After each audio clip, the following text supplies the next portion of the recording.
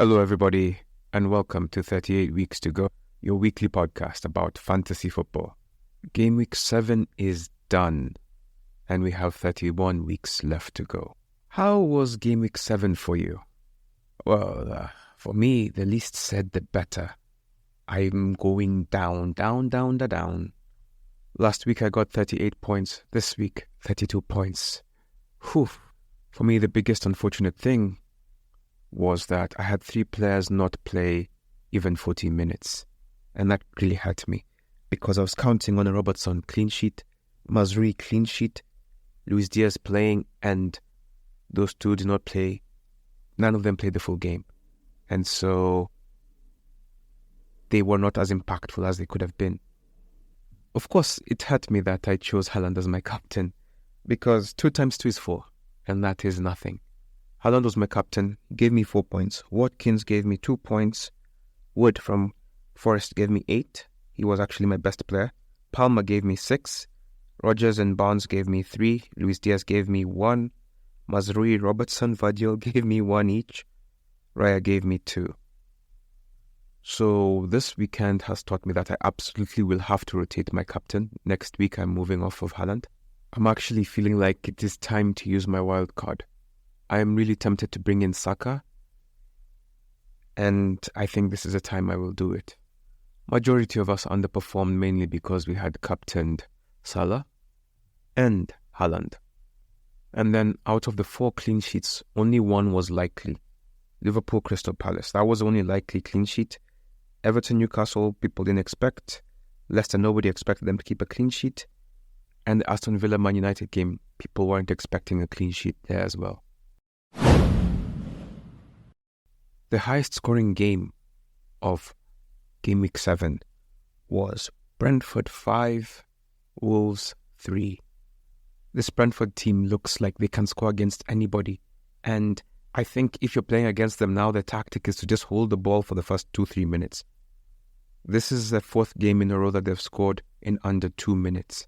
And the first 3 were all under 1 minute. This one was just a bit over a minute.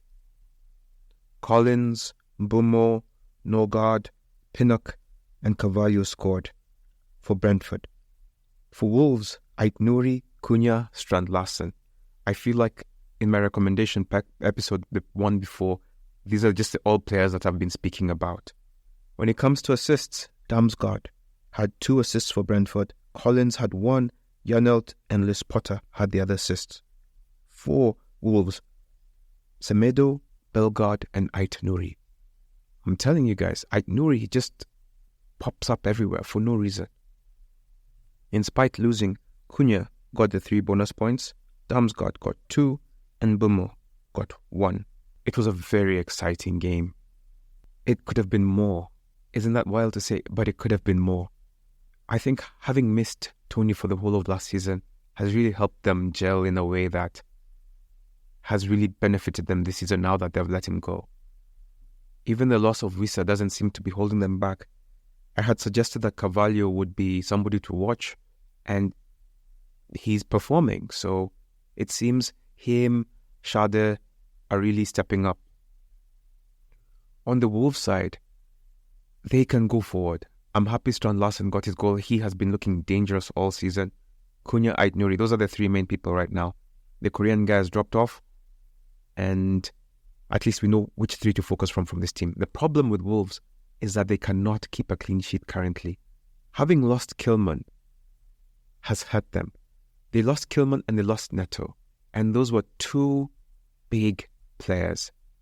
I know they've had a tough run of fixtures, and maybe things will get better, but currently they look like relegation favourites. It almost feels to me like they've been trying to see how many players can we lose without getting relegated. They had a heavy investment in Portuguese players when they came up, and if you've been noticing, they've been selling all these players one by one, piece by piece. So it's almost like they're just trying to balance the books. And that's probably why O'Neill will stay in his job, because people don't want to come into a squad or team that is losing their best players each season. They had Mosquera at the back and now he's out for the season.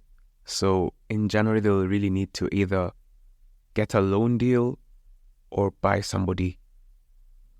Other high-scoring matches included West Ham 4, Ipswich 1, Man City 3, Fulham 2, Brighton 3, Spurs 2. The most disappointing game really depends on your expectations. So for me, on one end, 0-0 Man U Aston Villa is disappointing for Aston Villa.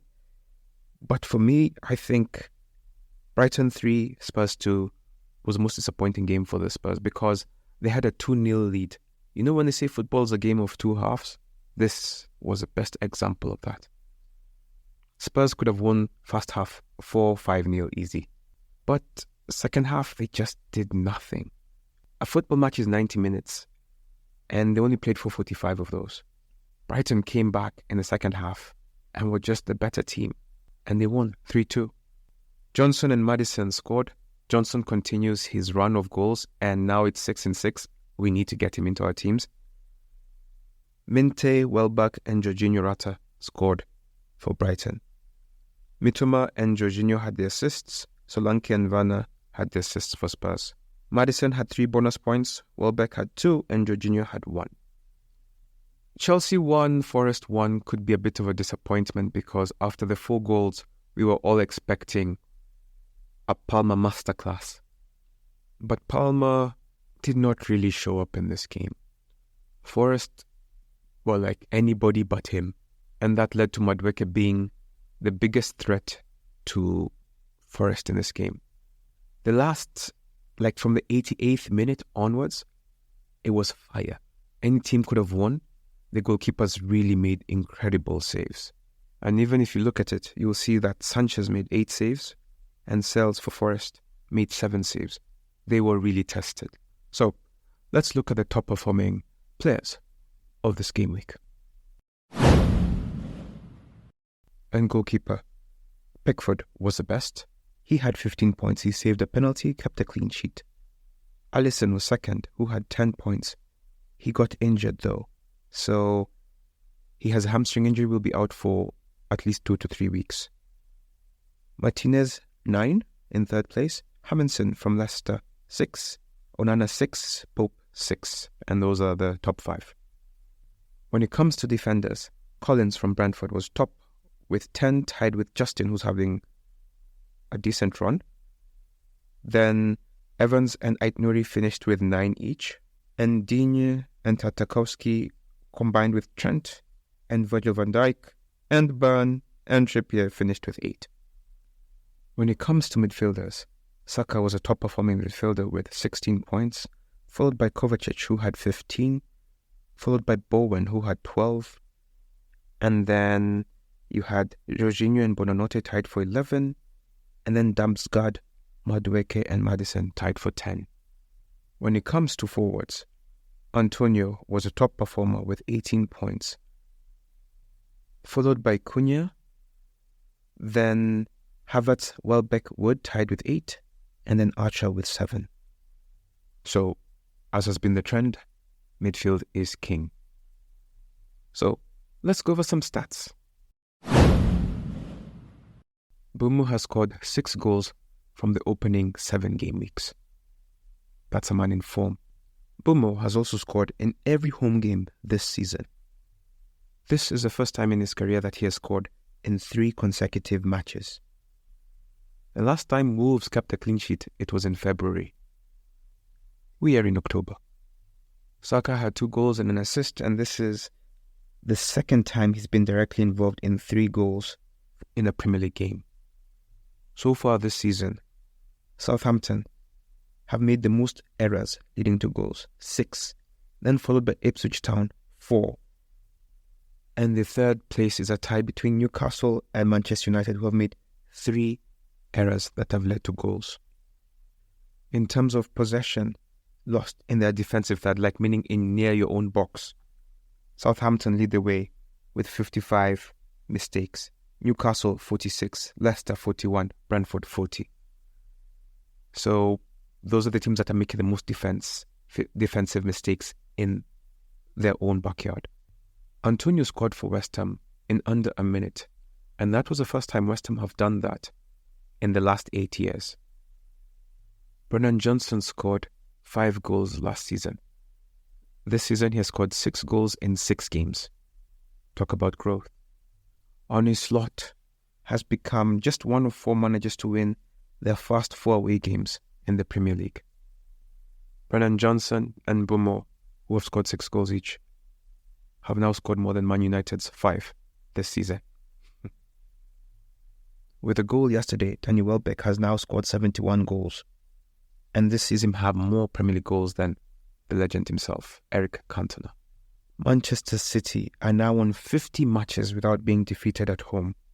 The last defeat came in November 2022. Diogo Jota scored this weekend. Since his debut for Liverpool in 2020, no player has a better conversion rate than him. And by no player, I meant no Liverpool player. Manchester United are 14th in the Premier League table after 7 matches. They've only got 8 points. This is their worst season ever. Or rather, their worst start to a season ever. And still on Manchester United. No Premier League club has conceded 3 or more goals in a single game more times in all competitions than Manchester United since Ten Hag took over. And that number is 24.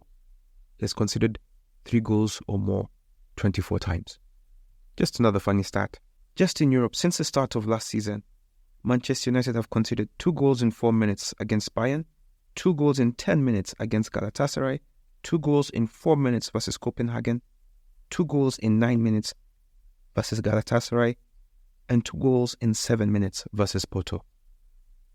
That is a clear sign that there's a lack of concentration. Mo Salah is now Africa's highest goal scorer in Champions League history with 45 goals. He is also Africa's highest goal scorer in Premier League history with 161 goals. He is also the man who has the most assists as an African player in Premier League history with 73. Sticking with Mo Salah, 1,115,000 managers captained him this weekend. And he was substituted in the 73rd minute and finished with 6 points. At least he got the clean sheet. Better than Haaland. The most popular move this week in terms of transfers in defenders was Trent Alexander out for Konate in. Another popular combination was removing Mo Salah for Cole Palmer. I guess it worked, you still got more points with Palmer. Kovacic was captained by 757 managers. Talk about thinking outside the box. Brennan Johnson is the first player to score 6 goals in 6 games for Tottenham in all competitions since Harry Kane last did it in 2019. Chris Wood has scored more non-penalty goals since the start of the last Premier League season than Salah and Havertz. With his assist this weekend, Cole Palmer now has more goal contributions since the start of last season than Erling Haaland. Arsenal have now accumulated 400 home wins in the Premier League. Only Manchester United have more, with 428. Aaron Ramsdale took the pitch against Arsenal, his former club. He is the 9th goalkeeper to face the Gunners in the Premier League after previously representing them. Haaland was the most selected player this weekend. He was the most captained this weekend. The most vice-captained was Salah. The top transfers in this week were Mbeumo, followed by Saka, then McNeil, Johnson, and Palmer.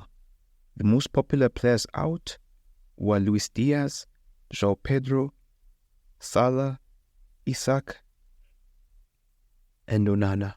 Antonio was the best performing player this game week with 18 points. The average of the week was 46 points, and the highest points this week was 130. When it comes to our table, let me read you some interesting things.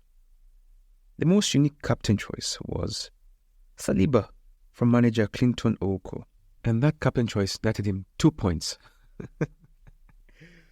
In our group, 149 managers captained Haaland, 30 captained Salah, 22 captained Palmer, 14 Captain Havertz, and 4, Captain Watkins. Manager Keith Njagi of Gotham Gothe used 3 of his transfers. He had accumulated 3 transfers. Used them, and those netted in 22 points. Well done. Nikola Misljanovic had the team that had the most goal scorers, 5. And this saw him get 72 points. A painful stat. Onyango Mandela's team, Katambe, had 31 points on the bench. 31 points. You know what the worst part about that is? His whole team got him 26 points. And he had 31 points on the bench. That is painful.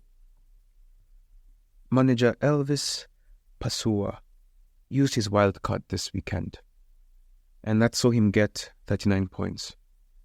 If he had retained his team from the previous weekend, he would have gained 19 more points. Painful. Wildcards are such tricky things. Manager Amos Mwangi of Ngigi 11 has now seen red arrows for 6 weeks in a row. He needs an intervention.